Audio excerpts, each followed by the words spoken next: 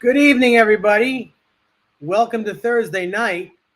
It is April 14th of 2022. It is my birthday week. My goodness, another year has gone by, and I am a lot older. Welcome to Guitar Town Hall with David NESDALL. And as always, my excellent, cool co-host, Ben Coombs. How you doing, Ben? Not too shabby, David. Happy birthday week. Thank you. It's actually on the 19th. It's Tuesday. Okay. I was like, I didn't get a notification. Like, dang it, did I miss that? All right. Well, now I don't feel like too bad. All right. Awesome. And yes, new Guitar Dave, because that happens, well, it's kind of like earthquakes. We don't know when it's going to happen, but there's going to be one. To our West Coast viewers, they can relate to that, and yes, so we will get to that momentarily because I noticed that we had to open the doors to the venue early this week, Dave, because I saw the lineup out front. Like, people are just like, "Come on, let's get going." When we were only a minute late, and that's fine because really in musician time, I read somewhere that you're allowed 5 minutes. Yes, actually. If we were doing this on YouTube, well, we are, but if we were doing it on Facebook as well, they give you 9 minutes. They kick you off. They don't let you actually record to Facebook after 9 minutes. So if you're supposed to go on at 8 o'clock, and right, it's 10 after 8, you can do it up to 9 after 8, but at 10 after, they won't let you record to the medium. But YouTube is cool about that. Yeah, they're cool. They're like, we get it. People have things to do and stuff, and they'll work with you. And welcome one, welcome all. If you're tuning in for the first time, as Dave said, he's Dave, I'm Ben. This Guitar Town Hall, we hang, we talk gear.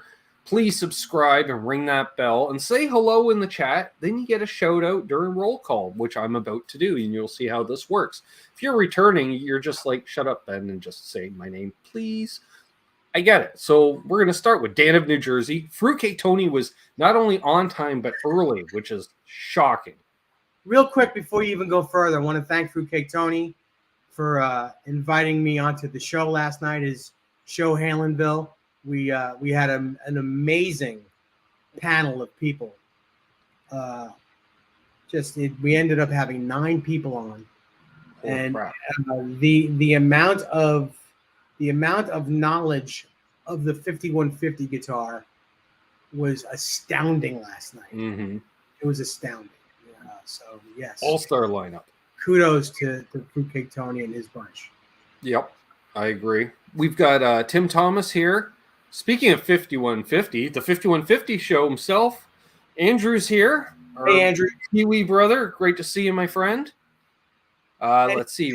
Andrew, I did get your message late last night. I am interested, so let's work it out, okay? I'm sorry I didn't text back. I don't think I texted back. I was exhausted. Keith Campbell says, don't forget Hubs at the end. Yes. Hashtag Hubs at the end. Great to see Keith here. Who else is here? Thomas Santiago, Joe Hervey 84, Tim Thomas, Randy Crooks, one. Yep. Nice to see you. Great to see you. It's 9:06 p.m. Atlantic time. Terry's 3Gs, our faithful moderator and moderator to the stars when he's not slumming it with us. Welcome back, my friend. And co-host of Canucks with Guitars over on my channel, which most of you have seen. But maybe some of you haven't. And Terry is correct. It's not only new guitar Dave, it's new glasses Dave. And that's right. These are a birthday gift from my lovely wife, Desiree. They're amazing Ray-Ban Sun Wayfarers. With my reading prescription on them, and I'm in love with these glasses. Awesome. You can see again. Read the chat. I could see before, but these glasses are old. These are also Ray-Bans, but they're old. Prescription is the same, but they've got scratches in them. It happens. They're a little relic. Yeah. It happens. Cushman NYC, Guitar Man 45, Billy Baloney, Leo Safko, I Rock Zed Blues. Papa Blue. T. Ricky. Bunch of y'all talking to each other. That's fine. That's fine. Make sure I didn't get any of the pre-gamers up here. Scroll. Man, you guys are... Yeah, Bri the Sign guy, he was up here nice and early. Awesome. Nice. Yes. I think I got everyone. Cool. Until they We'll say hello to more people. We'll say hello to more people as they come in. As you roll on in. So, yes, we've got new guitar Dave. For those that are regulars, you've known about this. I'm going to say give or take a month. Those that try to catch us, but catch us intermittently, which is another segment of our folks. You know, they catch us 3 out of 4 nights in a month. Yeah. They may or may not know. And then those who were watching last week with Andy Aldor, which was awesome, by the way, he started showing off guitars, and Dave's looking at him like when we were kids with baseball cards. He's like, got it, need it, got it. I'm like, what was the need it, Dave? Well, Dave turned the need it into a got it. I did. Sort of. Mine is not a vintage 1964. Whose is? They're like $30,000 now. Exactly. You can afford that, you know. Not high. But very happy with this guitar. I'll tell you all about it and how it came to my possession and what I'm doing, what changes I'm making to it. Mm-hmm. But do you want to just get into it? Why not? All right, so let's do this real quick. It is a. By the way, I almost wore my Johnny Highland shirt tonight, and I'm glad I didn't. I almost did. Okay. It's cool. Johnny Highland is the coolest, so you know, if we're both wearing it, it's okay. Exactly. So this is a 2016 Gibson USA Firebird 5. Mm-hmm. Banjo tuners included. This is and what makes it a 5 as opposed to there's other numbers? I'm not sure. Firebird 1 is 1 pickup, right? Dot inlays, no binding. Okay. Firebird 3 is 2 pickups, dot inlays, binding. No binding on a 3. Okay. Some 3s have binding, some 3s don't have binding. Well, that sounds about right for Gibson. Sure. Firebird 5 have the trapezoids and binding. Mm-hmm. And 2 pickups. So that's the difference, really. It's fairly light for a Firebird. This is about 7 3/4 pounds. Wow. You know, it's fairly light. Right. Because it looks like a lot of surface area, but they're not super thick, right? No, they're not. Yeah, not bad. Not bad. Has the belly cut like the 60s ones do. You know, when they reissued it in 76, the bicentennial, they did away with this belly cut. Well, yeah. That's actually funny. The bird would be red, white, and blue. Right. The color is slightly different. It's a different kind of sunburst, kind of like a cloudburst, but still cool as hell. Mm-hmm.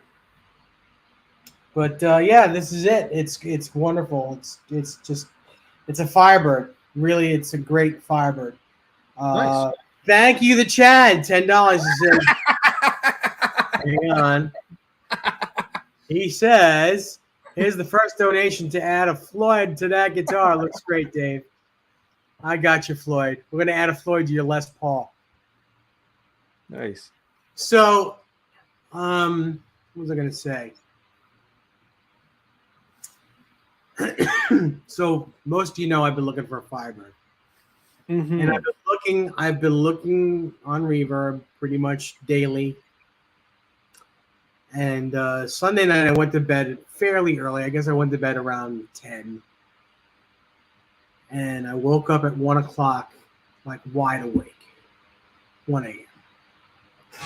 I get directly on Reverb and start looking at Firebirds. And I saw a black one with a white guard, which looked cool. I was like, well, you know what? not really what I want, but who I've never seen a black one before. So I was going to buy it. It was $2,600. I was going to buy it, but I said, you know what? Let me scroll down a little more. I scrolled down like 4 or 5 more guitars, and boom, this one, $2,200. I said, okay, let me see where it is. I scroll onto the Reverb page. It was a place called Murphy's Music. Yep. Which is literally 30 minutes from my house. I've heard of this place. I think they have a fair amount of reverb listings. Put it this way, they list stuff that I like. How about that? That's the way they're a humongous pedal dealer.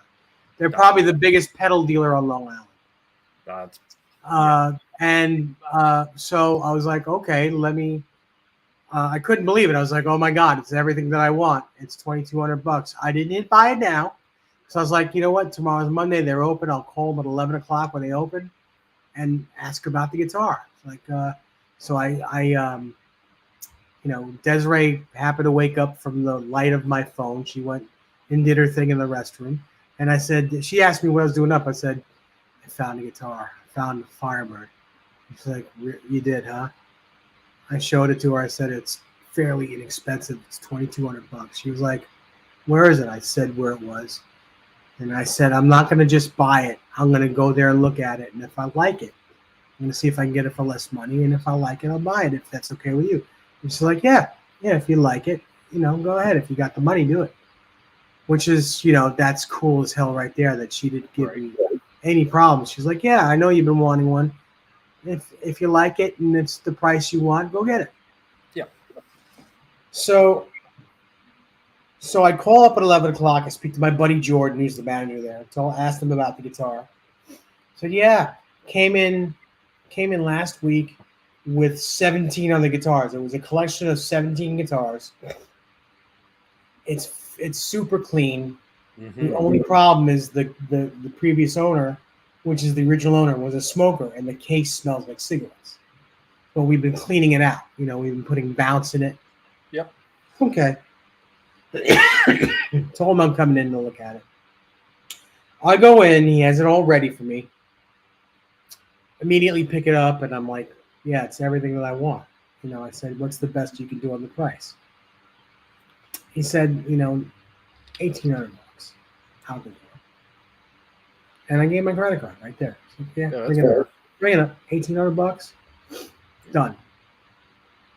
Took it home. Everything was right. I did my setup to it. He kind of did a little setup to it, but his setup was still a little too high for me. He likes higher action than I do. Everybody likes higher action than you, Dave. I know. So I straightened the neck to its pin straight, lowered the action, pickups sound great, and I was going to change them because I don't like humbuckers generally. I don't like in this model. They're humbuckers and they're ceramic magnet. Right. And I wanted to put Alnicos, real pickups in. So I plug it into my rig back there. Every position sounds great. I'm not changing the pickups. The only thing I am changing is putting gold knobs with the pointers on like they would have been in 1964. Right. Which is I think you must order those pointers by the dozen. I do. You should. Yeah. I have them on every guitar. I'm used to them. Jerry like it as well. Hey guys, how you doing? So the knobs coming tomorrow. I already have a set of pointers. I'll put them on tomorrow, and the guitar will be complete. And that's the story on the Firebird. Actually, the best way to get rid of the odor in that case would is throw the case in the back seat of your car and turn on an ozone machine in the car. That's ozone a good idea. You don't want to run it in your house because it'll kill you. Well, no, it didn't smell bad at all. Oh, and nice. I left the case outside. We had 2 great, beautiful sunny days. I left it outside open. Yep. And it smells fine now. World's best fabric softener. Unless you live downwind from the dump. Then it's not. You're correct. You're correct. So there it is, Firebird 5, 2016. Nice. Yeah, you New dig it. glasses. I'm set. Yeah. What do you got? Good night, people. He's going to go play guitar, folks. Yeah, it looks great. And yeah, like say, decent price. It's clean, which is the thing with you. And I dig the fact that, well, you know, like you showed it to Des, and she's probably in her head thinking, well, at least it's not a custom shop. At least it's not a custom shop. So yeah, it's not spending $5,000, $6,000, you know. Exactly. Actually, And Firebirds are more than that. They're like $8,000. And it's interesting because this time last year, even you would lean, let's say 75% towards custom shop, 25% towards Gibson USA. I'd say since in the last year, now you're more 50-50. You're like, you play it. You know, that's the key. Play it. But that's it.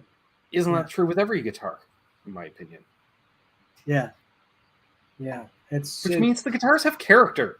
You got to play them. That's what I want, Dave. I don't want to go into a guitar shop and they got, say, 10 of the same guitar, and all you're doing is choosing color because they play the identical, all the same. No, right. You want to, because they're all going to speak different to you than they are to me, and so they're still going to sell. And the necks on these things inherently are a little rubber bandy, right? But this one isn't. It's sturdy. Like you know, I move the neck, the guitar doesn't waver out of tune. Mm-hmm. It's really good. It's a little on the thin side, like Ibanez thin, but not as quite as thin as Ibanez. Right. Also, that's the other thing with these things. They're all thin because they're 63, 64, which would have been a thin neck, thin wide. And I'm used to it already. What's up, Zeke? Kurt? Who just asked me? Joe Hervey asked me how the bridge is. It's a Nashville bridge. And they're better than an ABR one. They're more sturdy. Yep. I like the ABR one because it's smaller and it's vintage. Mm-hmm. But ABR one, after a while, they'll bend. They'll bend forward. Now, is it the ABR one, the one that they just put the threaded pin directly into the wood? Yes. Yeah. Yeah, it looks cool, but I don't trust that, especially with my meat hooks and stuff, you know? Yeah, and I like heavier strings. Although I have 10s on this. Yeah. I was thinking of putting 11s on it, but it's really perfect with 10s. Yeah, let it speak to you. That's what I do. I used to be all crazy about string gauge, and now it's just like I'll drop a gauge or even go up a gauge, and I'll see, does the guitar have more mojo, less mojo? And then you find out what the guitar likes. It's not what I like, apparently, because I now have to play 10s on half my guitars. I don't like playing 10s necessarily. I'd like to play as light as possible. But if the guitar loses something, makes it anemic, then what's the point? So, and also inherently, they're headstock heavy. Yeah. This one with a strap on, it's surprisingly not. It doesn't really go down. It's one of those unicorns. That's what I was curious about too. It's like SGs. They don't all headstock dive. Right. Now it's headstock heavy, just sitting on my knee with no strap. It wants to go down, but it's not terrible. It's not like right away, you know. Yeah. What's up, Citizen Kane? Good. Hey, Citizen Kane. I haven't seen you in a long time. Yeah. Good crowd here tonight. Yeah, Chad says he digs the reverse headstock. That's one of the coolest parts. It's Gibson's answer to a Fender Stratocaster. Yep.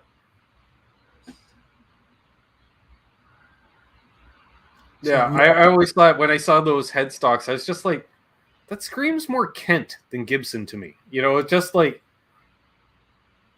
you're just like, they tried. You know, it's not hideous, but it's not beautiful. And it works. And then they use those weird tuners and Well, again, you know, I'm really into it. And they have that has my favorite inlays. Yeah, Les Paul style inlays, you know, Les Paul standard.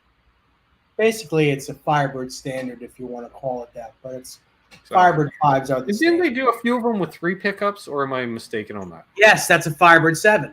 Firebird 7 has you know the rectangular inlays like a Les Paul Custom, Right. ebony fretboard, and 3 pickups and gold hardware. So it's their custom, essentially. Yes.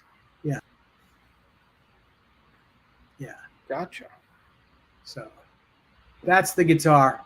And my goodness, does it sound good. Not bad for a boat or a raft. You can use it as a raft. Yeah. That's true. And if the neck does break on it, you still got a coffee table left. Oh goodness, yeah. And they're in. They do, these headstocks break. You know, they're very, very temperamental. Oh, imagine that with the Gibson. No, never. But that's the half the joy of owning a Gibson. But I'm 1 for 1. I'm 1 for 1 without breaking it, dropping a Gibson, not breaking a headstock. So, you know, I've got good odds. That or now you're due. Do not drop another one. Right. Yeah, you used your mulligan.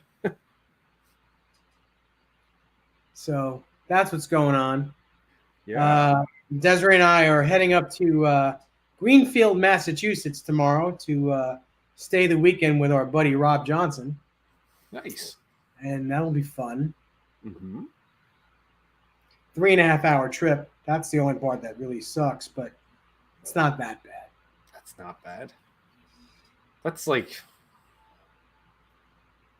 what could I do? 3.5 hours? Yeah, I could get to Montreal in 3.5 hours. Yeah. Apparently, BC Rich, but we're not gonna push it, tempt it. That's right. Randy Crook says Ben Coombs, my ES339 is small frets, which I know you love. That I do.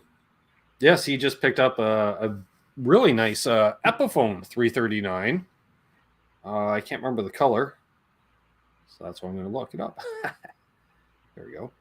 So I don't know if it's a blue, silver, Pelham blue. Oh yeah, Pelham blue. Yeah, it's beautiful. Yeah, really nice. He digs it, and the size is right for him.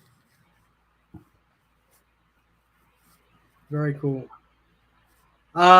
Keith Campbell, Rob knows better than to give me any roofies. I'm not good with drugs at all.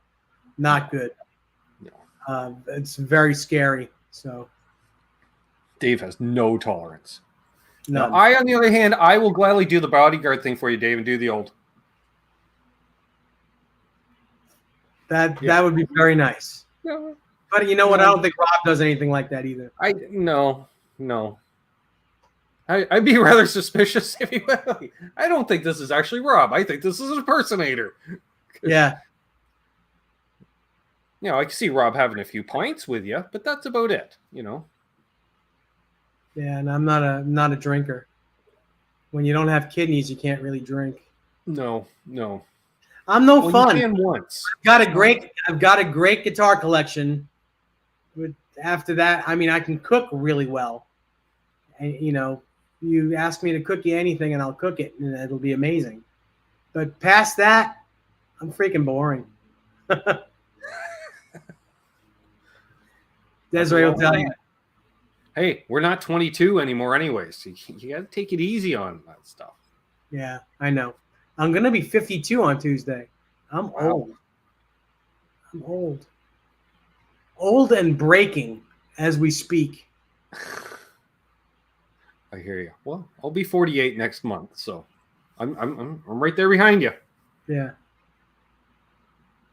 It's very funny. We had 45 people watching, and as soon as I said I'm old and breaking, we lost 10 people. Well, there's no point in watching now. Dave's going to fall apart by next week. Very funny. Oh, we'll get him back. Hey, Janice. Hi, Janice. How are you? That's true. If you drank, you couldn't afford all those things. Yeah. You're right. The thing is, it's not like, excuse me, it's not like I'm paying cash for all these guitars because I'm not very liquid. What I do is I sell guitars that I don't really use and that I don't, that I fall out of love with. Like I've sold pretty much my whole Van Halen collection except 2 guitars. And guitars that I build that I know I can rebuild at any time. Sure. If someone wants to buy one, Yep. You pay the I don't want to sell it price, and it's theirs. I mean, I'll even sell my Green Meanie to someone if they want it, but it's going to be a lot of money because I don't really want to make another one of those. I mean, I would have to make another one for myself, but I really don't want to make another one. So if someone wants mine, it's going to be a lot of money. Well, yours is pretty ridiculous. Yeah, I mean, Steve Vai himself said that he thought it was his. So just that right there. And I have that in writing. So Thomas Santiago, thank you so much. He says, happy early birthday, David. Thank you so much, Thomas. Appreciate it. Yeah, Steve Vai said that he thought it was his guitar. So, and again, I have that in writing. So that's all you need right there. Pretty amazing. Yeah, that's pretty much the seal of approval. Yeah.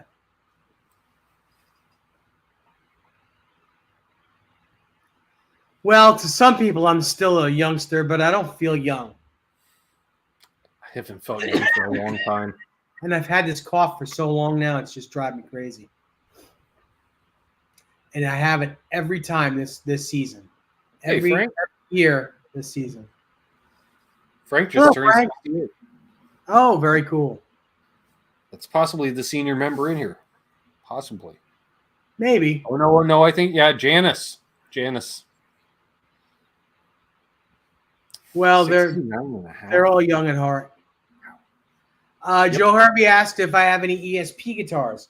I don't right now, but I've owned really nice ESP guitars in the past. I've owned several George Lynch style Kamikazes. I owned a vintage Strat style M1 with a Strat headstock in black. You may remember it. Actually, if you look at my avatar, I think my Facebook avatar, I'm playing that guitar. Yeah, I think so. So I don't know who has it now. The Chad had it. Now I don't know who has it. I think he sold it. But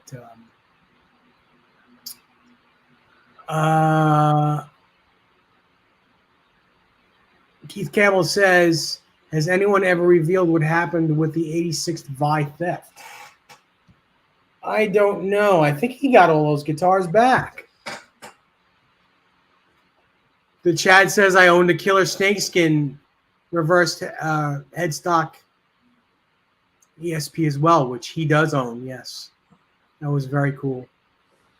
But Chad gets all my cool guitars. He gets everything. Rob. Anything that has a Floyd Rose on it that's cool, Chad weasels out at me. Not that he's a weasel, but he always finds a way to get me to sell it. Like he'll say, hey, Dave, I know you're looking for this. I'll lay out the cash if you send me this. And I'm like, no, okay. Especially when you have your eyes out for something like a Firebird. Yeah. It comes in handy. Yeah. Hey, Reza Khan. Hey, Reza, how are you? Yeah, I haven't seen you in a very long time. I hope you're doing well, my friend.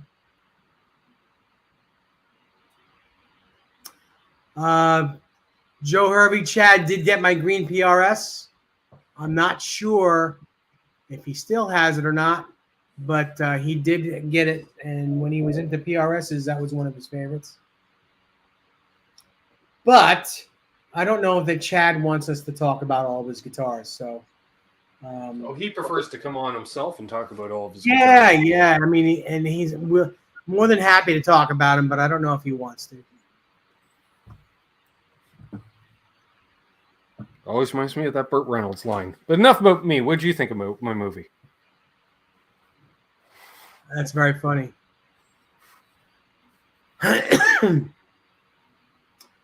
What else is going on? I've been as you all know, I've lost both my dogs in a very short amount of time in the past couple months. And I'm not quite over it yet. But what I've been doing today is making Facebook reels of all the funny shit that my two dogs did. Mm-hmm. And I can't tell you, they haven't quite gone viral yet, but I can't tell you how many views I've gotten in like 2 or 3 hours. It's crazy. It's crazy how many people watch those. Very cool. Well, I got a couple of pedals to show off that came in last week. Yeah, and I wasn't going to show them off last week because, we had guests and stuff. And besides, Handy would be like, why do you like these? Because they're weird and they're cool. And for me, it is the year of the Dodd around here. So I picked up a DOD Super Distortion, which is kind of their rat in many ways. Does not play well with other pedals. But on its own is really cool and does its own thing. That's really cool. And then a real fave of mine, quickly becoming the infamous DOD stereo flanger. Nice. I remember I owned one of those way back when in the 80s. Yeah, like it was one of those deals. It was a great pedal at a great price for a great number of years. So friend of the channel, Scott Brockway, who we see in our chat here as well from time to time. He said, hey, I've got a bunch of these. You want them? I said, yep. So, and he gave them all the once over to make sure they were all good. And then, they came in last week and I'm super happy. So I'm now up to, there's 3 more back there. I'm up to 5 DODs in the collection, which I think at this point, Dave, is a collection when you got 5 of them. Oh, yeah. So when you collect pedals, yep, using them is not necessarily the main focus. It's just collecting pedals. Pretty much. Okay. And then with the end goal that I want to build an all DOD pedal board. Okay. That would be cool. All right. Yeah, I can see that. I did an LPD pedal board. I'll do a DOD pedal board. So if you have a pedal company that apparently is 3 letters, I'll build a pedal board out of your stuff. Or at least attempt to. I'm looking at you, JHS. Yeah. Yeah, absolutely. I love JHS pedals, by the way. Mm-hmm. Did they do a phaser? They must. I'm sure he does. I'm sure of it. So one thing I don't know if they do, though, is modulation. They must. But I can't think of anything. Like, I can think delays, fuzzes definitely, overdrives.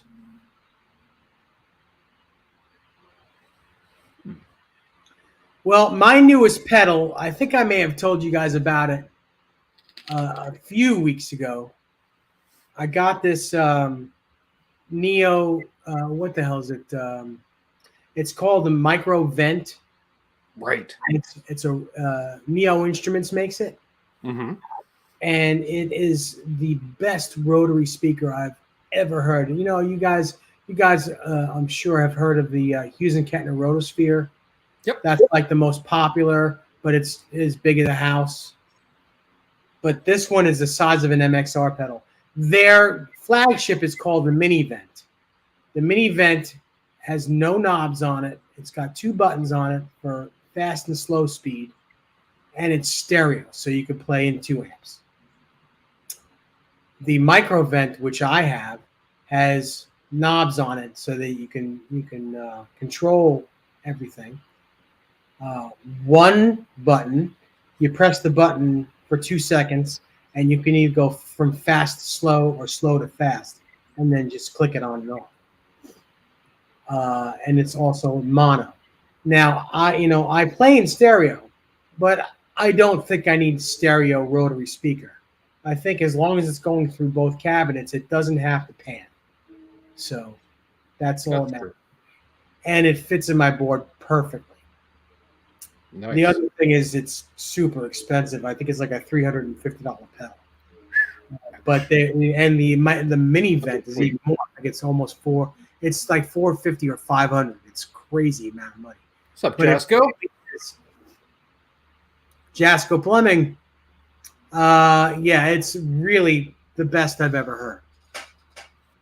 Nice. I'm not getting the death metal pedal, Joe. I had the Digitech version of it, and it was 5 minutes of, oh yeah, and then 2 years of trying to get rid of it. And you know how I got rid of it, Dave? I gave it away on my channel. That's how I got rid of it. There you go. Very cool. I think that was one of my first giveaways. Nothing wrong with giving away a pedal or two. Or a guitar. Or anything. Or glasses. Foot. Yeah, I'm even okay with giving away like big cabinets. Pickup only. Oh, yeah. Absolutely. It's local, and you got to come pick it up. Yep. And I'm not carrying it from my house to your car. I have not heard about anything like that, Bozique. Something involving Satriani and Van Halen. I haven't heard of anything like that. Never going to happen. Wolfgang will not let that happen. He's not gonna put Van Halen back together with any other guitar player. Sorry, no. But that is only a rumor. Never going to happen. I always maintain I can see a one-night tribute where you could have Vi, Satriani, and X amount, come in and sit in with the surviving members as a tribute night. Get a pay-per-view. Money goes to charity. I'm thinking cancer research would be nice. Maybe something like memorial / tribute, but that's run by Wolfgang, essentially. That's their deal. It would be their deal. Like the Freddie Mercury tribute concert. Yeah. Similar situation. Do it like that, which I think would be kind of cool. But beyond that, I don't think you would see it. Yeah. And I don't think it would be a tour of any kind. It'd be one night only. Chad says, was that real? Alex, Satriani, and Newstead says he would never go see it. Neither would I. You go see Van Halen. That seems like an interesting mashup of people, but I don't know. I don't think Alex would play with anyone else. I don't think he's going to play. I would, yeah, exactly. Like, beyond the love of playing, like, he's got nothing to prove, so. Yeah. If anything, wouldn't Alex back up Wolfgang, in Mammoth if he wanted to go out and play? Something to that effect, even. Mm-hmm. I don't know.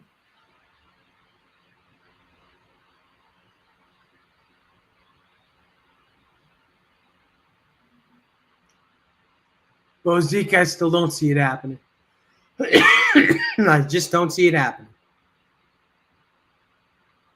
If it happens, good for them. Yep. But I don't see it happening. Exactly. That would be like bringing back. People are just trying to reach for straws, trying to get Van Halen any old way they can, any rumor mill to start. I don't think it's going to happen. Yeah, like you're never going to see Rush play again. No. Like the closest thing is what? Like some concert in Getty and Alex come out on stage and jam a Rush song with whatever band's already on stage as drummer. Yeah, probably like David Grohl. Yeah. That's happened already. Yeah. So, I could see that happening. Like, maybe at a Foo Fighters concert, if there ever is a Foo Fighters again. Right. They may, maybe they'll play in Toronto and those guys will show up and maybe play a song. About it. Yeah, well, there is that weird, kinship between the two bands too. Like I think at the one time that Cosmo Music Store, when they did their music fest, which is like Sweetwater's Gear Fest, and Getty was there to sign his book, and so Alex was going to show up out of the blue, but for some reason Dave Grohl is there driving like as chauffeur for Getty and Alex separately because he drove Getty to the store, and then Alex wanted to come down. And he's like, "Well, I'll go get him," because how Dave Grohl is. It's like, dude, you're not even from around here. You want to drive around Toronto? That's like volunteering to drive around New York or LA. Nobody does that. Yeah. Except Dave Grohl. Terrible. Yeah. Listen, I've driven Desiree's family around in New York City, and I don't want to ever do it again. No one wants to drive in New York City. No. Exactly. But you know. Yeah. I hate driving downtown Toronto. I'll do it, but I don't like doing it. I need to get a throat lozenge. Give me 1 second, please. You do that. Yeah. Actually, I'm having stuff to text Desiree and ask her if she can do it for me. Throw out there any new gear acquisitions or maybe something they're lusting after.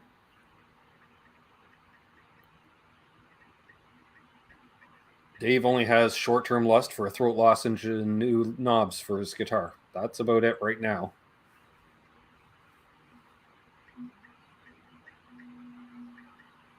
BC Rich says he was in New York City last week driving around and it hasn't gotten any better.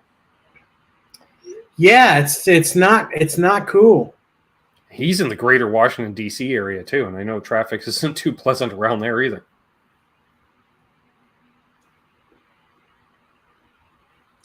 Joe Hervey, you're not going to find any hookers in New York City anymore. They're no longer there. No.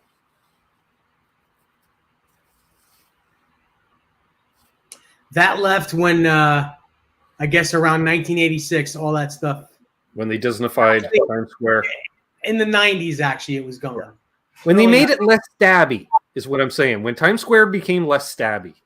Yeah. Yeah, it's quite... When Giuliani was in, New York got clean. They did the same thing to downtown Toronto on Yonge Street, except it's not Disney, but yeah. The local, let's just say the local ballet troupe is no longer performing on Yonge Street.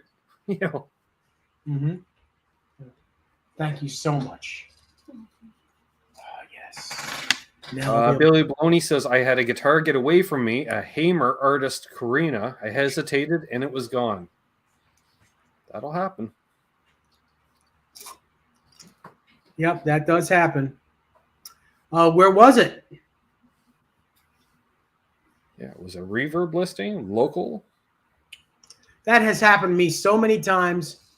You know, you want to mull something over, sleep on it. You go there the next morning, you snooze, you lose. It always happens. I was very lucky with this guitar.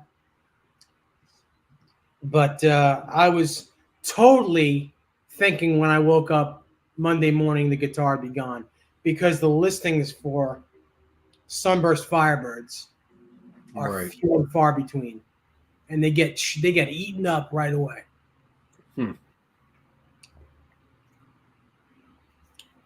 Oh, that's so much better. Gasco's on a buying spree. Got a John Cruz guitar last week and a Satriani Chrome Boy yesterday. Very cool. Wow. The plumbing business must be doing very well. Yeah. Very cool. Good for you, Jasco. Chris Bevan, Billy Shelton. What do you guys think of Zion guitars? I've never played one, but they're high end. They've got to be great. Okay. I know of a guy that has one, and he loves his. Yeah, they're very high end. Everybody does need a bathroom, Jasco. That is true. Yeah.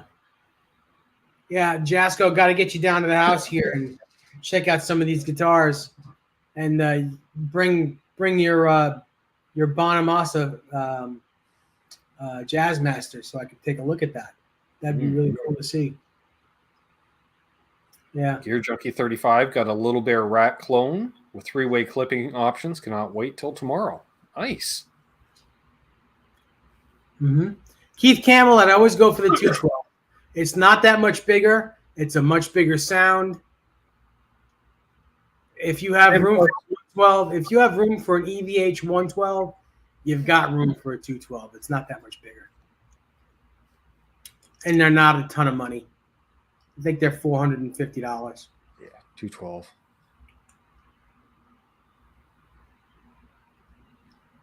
Yeah, especially if you got a 50-watt head, that head will sit on that 212 very nicely. It'll also sound great on that. You know, I mean, I'm not a humongous fan of those Van Halen amps anymore, since it's not my thing. Mm-hmm. But they do sound good for what they are. For what they do, they're a great amp. Mm-hmm. Really a great amp. And Billy Baloney followed up that Hamer was out of Sam Ash in Cleveland. It was a good price too. Mm-hmm. That's why it's gone. Hey, Muddy Waters. Yes, Muddy H2O. It's a very smart name. I never thought Muddy Waters for the longest time. Reading. Oh, it took me. Yeah, I'm embarrassingly long period of time. Yep. That's okay. There was a fella in my chat the other night. I just gave up on his name, and I was like, "Can I just call you Boomer if you don't consider that offensive?" He said, "Nah, you can call me Boomer." I'm like, "Sweet," because I cannot say your name. Mm-hmm. What amps are you into these days? Citizen Kane asks. I have two boutique 112 combo amps. One is a Tweed and the other one is Black Tolex. They kind of look like Blues Juniors, but they're not. They're actually called Blues Seniors. They're hand wired, 40 watts, made by a buddy of mine. His name is Jack Kavalowitz, and the name of the company is called Rock and Roll Amps. They're very sturdy. They're probably the best sounding little Fender style amps I've ever heard. They're fairly inexpensive for a handmade boutique amp. I think they're in the $1,600 range, somewhere around there. That's fair. And I play in stereo with my pedal board, so that's all you need. They're 40 watts. You can do any gig in the world with those two amps. Mm-hmm. Either one of them. And probably be told you're too loud. Yeah, I gigged with a 40 watt for years. Just a single 40 watt 112. It was great. A lot easier loading in a half stack, I'll tell you that much. Yeah. Yeah, in New York, the minute you bring a half stack in anywhere, you don't even have to turn it on. You're not getting another gig there, and they're going to tell you too loud.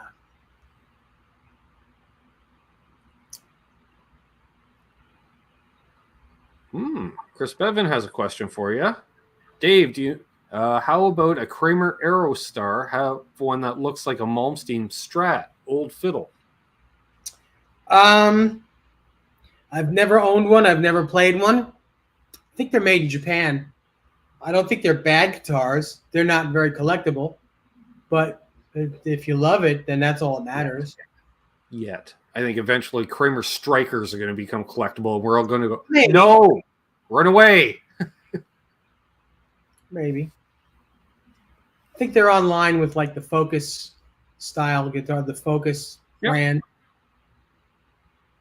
Strikers would be, because the Strikers were the plywood. Yeah. May or may not have a locking nut. Correct. Well, the Strikers usually have the Floyd Rose with the non-fine tuning and no locking nut. At least the ones from the mid-'80s did. There we are.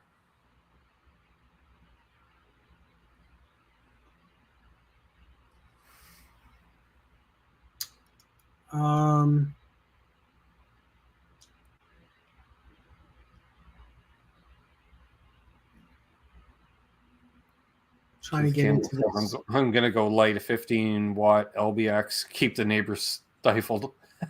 Well, you can give a chair. Even with a 50 watt head mm-hmm. on one, it's bedroom volume. Yeah. It really is. It's not loud. And it sounds amazing. Bedroom volume with a 50 watt. You wouldn't think you could do it, but you can. It's been there. And it's not even like, if you half notch it more, it gets terribly loud. No, they got that worked out really well with those 50 watt heads. Nice. But if you want an LBX, it's your choice. The problem with those is you don't really have bedroom volume with that. They're loud at every volume. They're louder than you think. Just because it's a smaller head doesn't make it less loud. Mm-hmm. And the difference between a 15 watt and a 50 watt in noise, in sound level, is about 3 or 4 dB. That's it. That's it. You turn an LBX up to 5 or 6, you're almost as loud as a 50 watt at 5 or 6. You're almost there. Right. You can actually gig with an LBX. Guitar Man 45 likes his Marshalls. I get it. A few people remarking on the Strikers. Listen, if you love the guitar, you love the guitar. It's not They for don't. me. They don't. Billy Baloney, I had a Striker. What a piece of crap. Yeah, Well, you got the cool, like any of these guitars, you got a cool looking headstock where that splays out the strings. You got to lock those suckers down because they will bind through that nut. It's like the OLP. People seem to have a fetish with OLP Music Man looking guitars. Right. They're horrible. They're horrible. They only look like a Music Man. The quality is nowhere.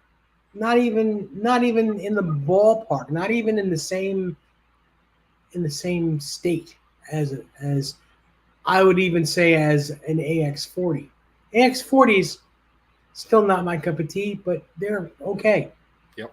But people love those OLPs. And listen, I understand that money is tight. OLPs are cheap, and they look the part. I get that. But save your money.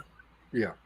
There are guys out there with like 15 OLPs. I'm like, dude, why don't you sell all those and get a real Music Man?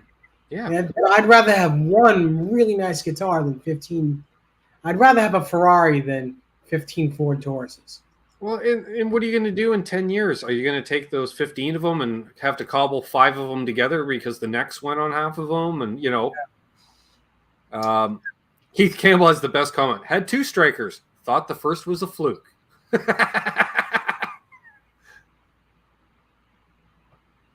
Yeah. Welcome to Striker Talk, folks. Get an original Music Man, Keith Campbell says. I get it. Citizen about as close as I can get with the Access EX, but it's American made. Listen, I have an Access EX. Yep. I love it. Yep. It is every bit as good as an EVH. And now I've been offered $4,500 for my guitar. Now, granted, EVH Music Mans are double that. They're $8,000 to $10,000 now. But $4,500 for a guitar that 2 or 3 years ago was $800. I'm okay with that. And I gave it to my wife. She loves that guitar. And it's got a real top on it. It's got the real pickups in it. It's real wood. It's not plywood. It's got the real Godot trem on it. The neck is fantastic. It is a great guitar. Yeah, it's just a different silk screen on the headstock is all. That's basically it. They're just still building. It's like they don't forget how to build guitars once they take the EVH name off of them. Yeah. Yeah, I know. Yeah, anything remotely close to an EVH guitar has gone insane in price.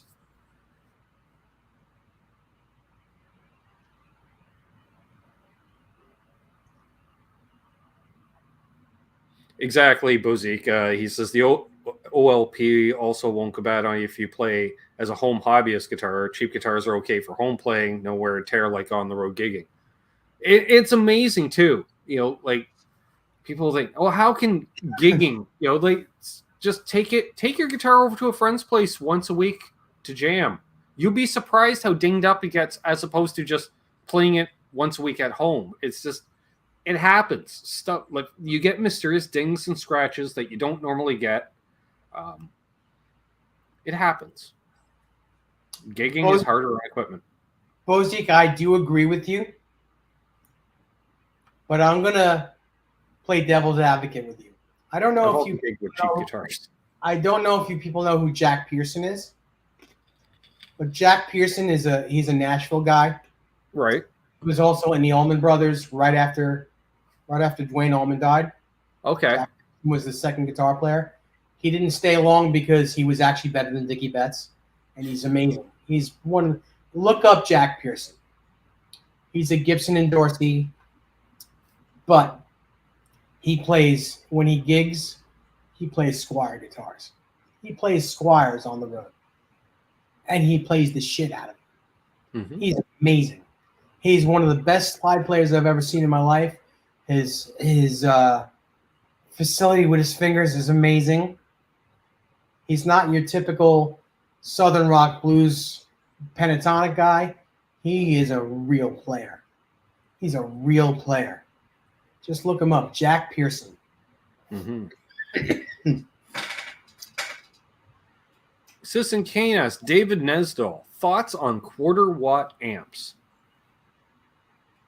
I've never tried them. I know Demeter makes a 1 watt amp, or they made a 1 watt amp that was basically for recording, and they sound amazing. Can't really gig with it, which, you know, it's 1 watt. How could you gig with it? But You might get. they sound great. They sound great. You know, I would imagine a quarter of a watt, through a good cabinet is going to sound very good. It's probably like a great bedroom amp. You know what I mean? Like that type of thing. Like you can get, say, upper bedroom volume, and it's just sounds like it's screaming. You know, in many ways. Mm-hmm. I dig it. Bozique, I beg to differ with you. If you were a gigging guitar player and you were making money doing it, I guarantee you, you wouldn't be playing that Bonamassa Epi for very long. It'll be in your arsenal, but you'll want something better. You'll want something that's going to be American made. I don't care what it is. You're going to want something better. You know, it's all about money too. If you have, I've never gigged with a Gibson. I've gigged with a lot of Epiphones, and I found I just had to keep up on them is all. That's what I found. Like cheap. But Ben, you've got vintage Fenders. Yeah. So you're already, I mean, you're a Fender guy, basically. Yeah. And you've got American-made guitars too. You're not sitting there with Korean-made guitars as your main instruments. No, well, not now. But that's the thing. The majority of my gigging, I was playing Les Paul style guitars, and that was all Epiphone stuff. And all I found was I just had to keep up on it. Like I was adjusting truss rods every string change, which was, every 2 weeks, just keeping up on it because they were a little more apt to change and stuff, especially, well, it's the same temperature in the Northeast where you are. Like, and when you're gigging through the winter, just those rapid temperature changes, doesn't matter if it's in a case or not. It sucks. Mm-hmm. Hey, Hip Metalworks. Yeah, how you doing, Hip? Bozique, I applaud you. You're one of a kind, and if that's what you like, that's what you like. Not what I like, and I'm not telling you need to be like me. I know a lot of people think my nose is way in the air. I just like what I like. That's all. Just the same as you. You like what you like. I like what I like. Yep. I'm not going to tell you need to be like me, because that's just stupidity right there. That's a very narrow-minded person. Yeah. But I really do think that if you were a gigging guitar player where you were playing 4 to 5 nights a week, you'd want to dabble into something a little bit better. You might want to, maybe. And if not, that's cool too. Mm-hmm. Like what you like.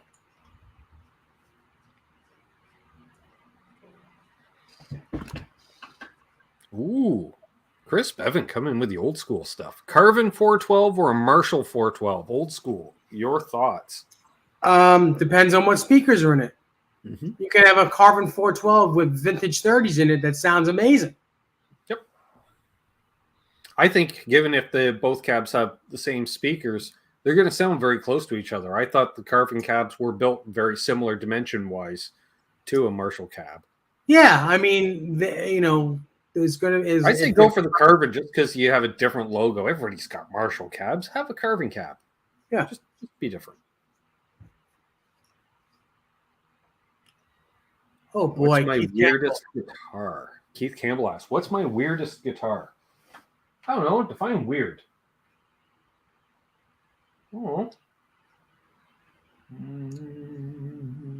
I have to think about that. It's probably my cigar box guitar that Brendan Buttcheeks gave me. Then I'm not going with my butt cheeks cigar box guitar, Dave, because that's just throwing butt cheeks under the bus. Just because it's weird doesn't mean it's bad. It's just weird.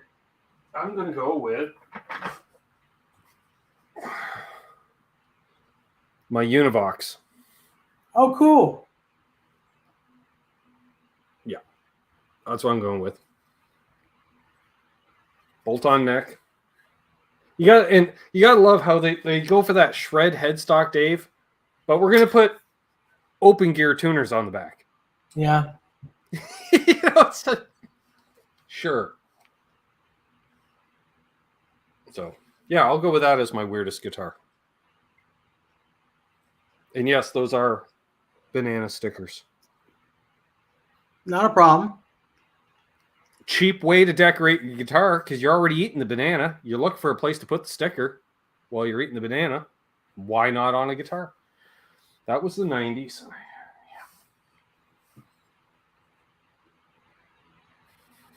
Terry agrees with my choice, apparently. Mm-hmm. My God, my throat. Bozique, I'm not gonna read this verbatim. Bozique said he spent most of his life buying $500 to $1,000 guitars, and his Strat Ultra and his Elite Strat are his two most expensive guitars. Nothing wrong with that. I guess technically, Dave, for my playing, this would technically be my weirdest guitar, would be my Kramer. Yeah, it's not your style. Right. All the more reason to have one, though.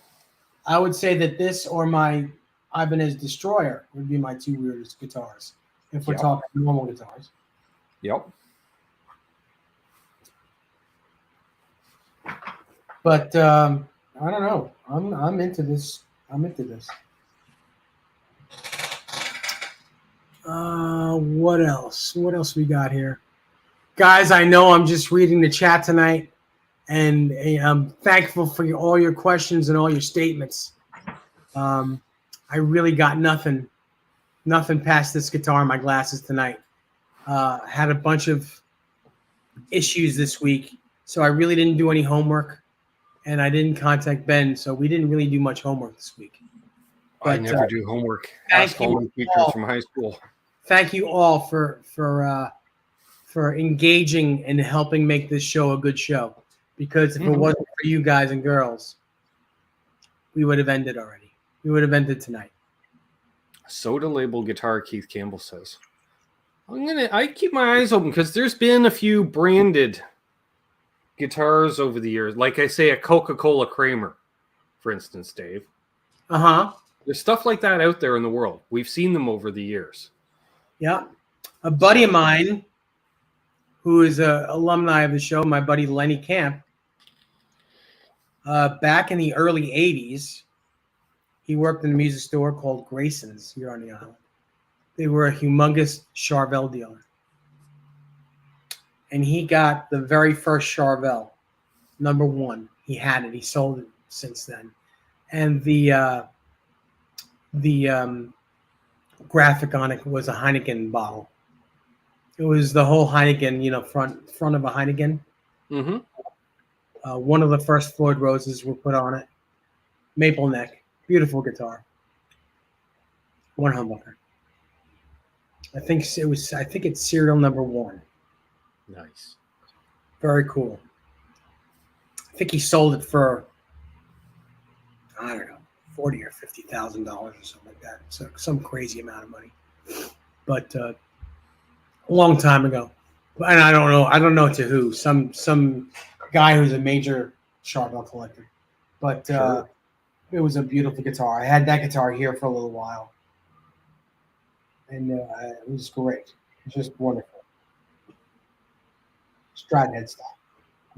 Well, when it comes to like, I know like on my side thing with my other passion, like racing, they used to give away Memphis and Nashville races in Richmond too when it was a Rock and Roll 400 Gibson guitars as trophies with airbrush paint jobs all over them. And I was lucky enough to meet and hang out with Sam Bass, the artist who did those guitars. And there was a big controversy one year because one driver decided to smash his guitar in victory lane like a punk rocker would. And they're like, you can't smash a Les Paul, blah, blah, blah. And I'm like, that was a factory second studio. Because I immediately looked at him like, that thing has dot inlays, no binding. Like, it's a studio, first of all. Relax, folks. And it was probably a factory second. And it was great that years after that incident, I got to meet the artist who painted the guitar. And I asked, I'm like, these are factory seconds, right? And he's like, oh, yeah. I was like, oh, yeah, see, yeah, Brian the Sign Guy knew.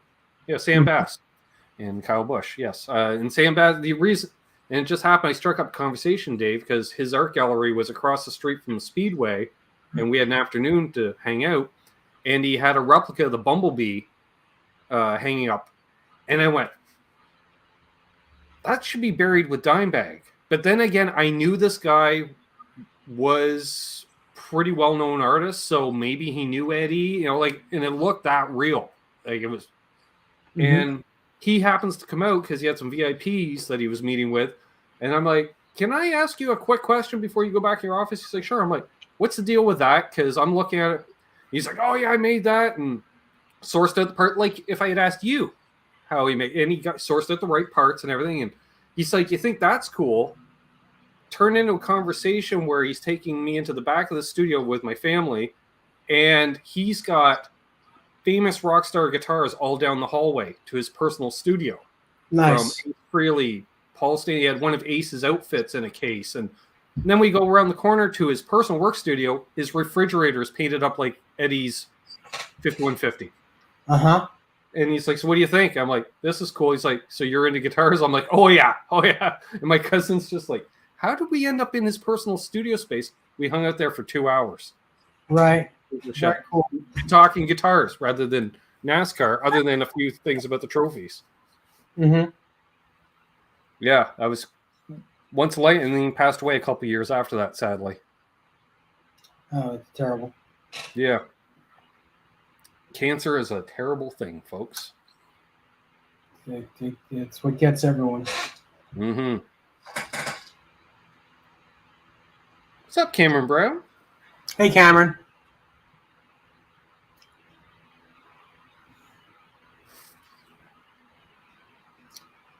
What else do we have here? G.T.H did do an Ernie Ball Music Man with a Canadian flag. Oh, yeah, I've seen that guitar. Eddie played one. I think in 1995, 1995, I think. No, maybe. I think that coincided with, like, they were playing Canada Day in Toronto that year. Yeah. And so he brought it out for that. It might have been 92. I can't remember. It was one of those years. Oh, Big Keith. That's right. Yeah. I wonder where that guitar is. In a vault, I would imagine. Maybe.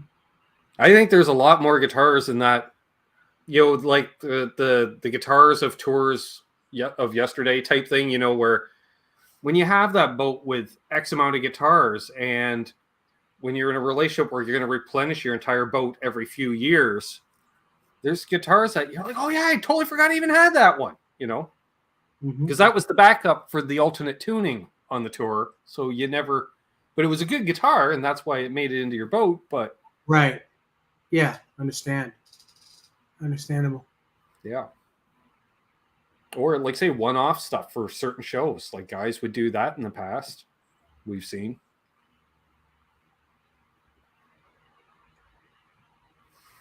What is next on the list for Dave Baloney ass? Isn't that always the $1 million question?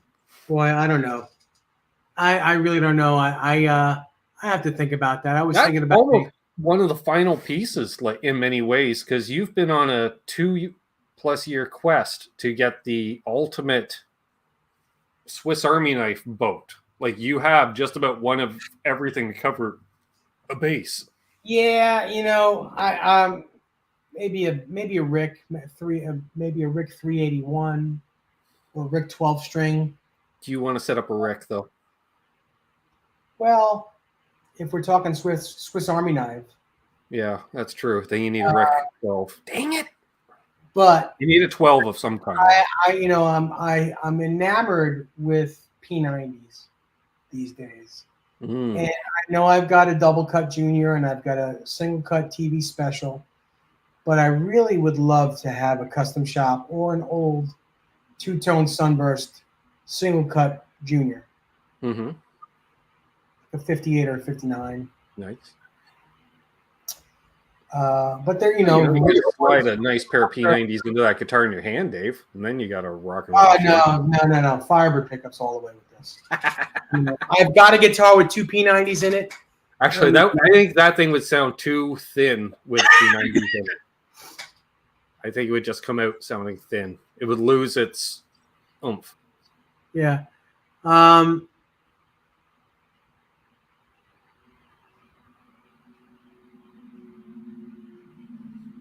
Ben Coombs, surely you can convince Dave. I think Citizen Kane's lusting over that Firebird, Dave. Yeah, it's not going to happen. Not selling it. No, you got to give it at least 3 weeks with Dave. Like, it's 3 weeks for his eye to even wander to another guitar in his room. If you want this guitar, pay me so that I can get a custom shop version of it, and you can have this guitar. I know it sounds like, I'm smoking something weird, but when I get guitars that I really like and I don't really want to sell, there's always the I don't want to sell it price. Yeah, I was going to say, you can't get that out of Dave's hands for under $3 tonight. Put it that way. I'm guaranteed. Well, not even $3,000 ain't going to do it. No, because you can't get a custom shop Firebird for under like $8,000. True. And I don't want to. You and $3,000 in reverb. I bet you would find something that we'd be like, oh wow, because you would start flipping that $3,000. Yeah, that $3,000 would be a custom shop Firebird within 8 months. The other thing is this guitar. I took a chance on it, and it's a real good one. I don't want to take a chance on finding another one, and it's a piece of garbage. I don't want to give a real good one up. I'll give a good one up for a good one, but I don't want to take a chance of not getting another good one. So it's here. I'm going to keep this one. There we are. Just in case I'll check back in 3 weeks. You can check back, but it's going to be the same answer. Yeah. I think at this point, then you're like you say, you're slotting in. That's right. I only sell guitars when it's beneficial to me. That's it. I don't sell guitars because I have to sell them. So, you're not gonna catch me on a day where I'm like, oh my god, don't drop another one, Dave. I need $2,000. I got to pay a bill. I've got money to pay my bills. You're not gonna get me on a day like that. Oh my god, I wrecked my car. I don't have the money to pay for it. I got insurance. I got money to do that. Yeah. Do I have money to buy new guitars? No, but I've got money to do what I need to do to survive. So you're never going to catch me. Yeah, you have the core to cover the bills, and then this is the little play thing, and that can expand or contract, which allows you to. That's right. So it's never going to be like, dude, I need the money. All right, I'll sell you this. It's never going to be like that.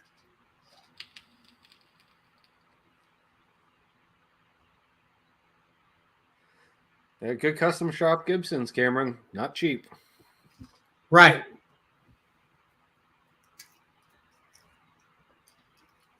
That's why I always love companies like, we have our made to measure or build to order. I bet you do, because the dollar, it's like, going into your car dealership and going down that option list, right? And choosing all the options on your car. That $20,000 guitar or car all of a sudden becomes a $30,000 car real quick when you start adding in all the options. Yeah. Keith Campbell, I don't have guitar insurance. I have renter's insurance, which covers my guitars. Yep. And there are guitars here that I don't want to put on paper that I have. So, I'm very careful. I also have a very good gun collection, so if anyone wants to try to steal anything, they've got another thing coming. Yep. And Desiree. She's from Texas. She also has a gun collection here, too. She's from Texas. Yeah. Cameron saw Murphy Lab Les Paul in his local guitar store recently. It looked incredible, but it was 10,000 pounds. That's like, was that like 14 grand US? Is it really? They're not that expensive here. Yeah, but you also don't have to send it over there, Dave. That's true. A Murphy Labs Les Paul, 59 Les Paul, that's not heavily aged, is about $7,000 US, maybe a little bit less. A heavily aged one is going to be about $11,000. But you know, I'm not urging you to beat the crap out of your guitar. I'm not into the heavily aged guitars anymore. I like lightly aged or no aging. Mm-hmm. I realize that I like a nice looking guitar. Yeah, it can have some aging on it. Mm-hmm. But, I don't like it where it's all beat up anymore. I just don't. Yeah, I like that. What Fender was doing with the custom shop with the Relic Ready, where we're gonna have just enough paint on it to paint it, but you look at it wrong, it's gonna start checking, and and that way you have kind of the best, because it'll tell its own story, and it's gonna tell it real fast. Yeah. That's what you want if you're out gigging and you want something that's going to look like crap in a year and a half. Well, there you go. Play 5 nights a week with a Relic Ready guitar, and she won't be ready anymore. That's right. I have a Strat, my red Strat. It's a master built 61 Strat, and it's Relic Ready. And you look at it wrong, and you could put dents in the fret in the paint job. I've already got paint chipping off, and I just play here in the living room. Paint's coming off of it already, and I'm very good with my guitars. Just when it's Relic Ready, you breathe on it, it starts to flake off. Mm-hmm.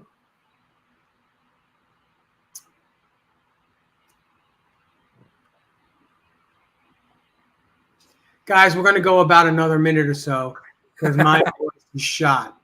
It's 9:20 p.m. here on the East Coast. I appreciate everyone joining us. We're going to celebrate my birthday all week, and it'll go into next Thursday because, quite frankly, my birthday is Tuesday the 19th. Thursday's the 21st. It's actually closer. But I usually party the whole week, so we'll do part 2. Oh, right. Your birthday. That's why I'm doing it. Right. This just gives me an excuse. Oh, yeah. Yeah. Nice. So, Cameron Brown mentions his custom purple Sur is starting to age nicely already. I bet. Nice. And that's a beautiful guitar. Mm-hmm. Definitely. So if anyone has any last moment questions or statements they want read, get them in. We'll discuss that, and we're going to say goodnight. Yeah, we'll ramble here. I want to wish everybody a happy Easter that celebrates Easter. And if you don't celebrate it and live in North America, hey, you got the day off from the job anyways, or paid day off, because that's how it works. I'm going to have my buddy RJ Ronquillo from Nashville on with me this Sunday for an Easter Sunday special, which is it's Easter Sunday, and I'm doing a show. That's special. Nothing wrong with that. Yeah, we're going to probably talk pedals, and he's been into gypsy jazz lately, so I'm curious to talk about that a little bit. Mm-hmm. Yeah. Tell RJ I said hello. I will. And I think other than that, we're going to split. Yeah, I see a bunch of happy birthdays. Thank you, everybody. It'll be a great week. Mm-hmm. We'll see you next Thursday. So any last words? Last words. Take care. Brush your hair.